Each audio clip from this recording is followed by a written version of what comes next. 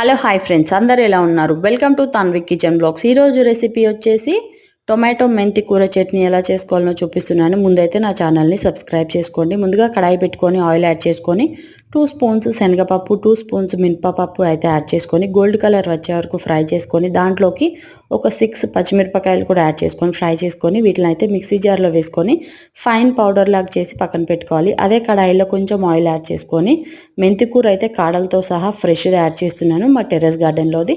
అలానే ఒక 3 టొమాటోస్ కూడా చాప్ చేసుకొని యాడ్ చేసుకుంటున్నాను. ఒక 10 వెల్లుల్లి రెబ్బలు, కొంచెం చింతపండు, పసుపు యాడ్ చేసుకొని లిడ్ పెట్టుకొని ఒక 5 మినిట్స్ కుక్ చేసుకొని ముందుగా పౌడర్ చేసి పెట్టుకున్న మిక్సీ జార్లోకి ఈ ఆకు కూడా వేసుకొని స్మూత్గా పేస్ట్ చేసుకొని పక్కన పెట్టుకోవాలి. కడాయి తీసుకొని ఆయిల్ యాడ్ చేసుకొని ఆవాలు, జీలకర్ర, ఎండుమిరపకాయలు, కరివేపాకు, సన్నగా చాప్ చేసుకున్న వెల్లుల్లి కూడా యాడ్ చేసి కొంచెం పసుపు యాడ్ చేసి దాంట్లోకి చట్నీ కూడా యాడ్ చేసి 2 మినిట్స్ కుక్ చేసుకోవటమే. Simple and easy recipe.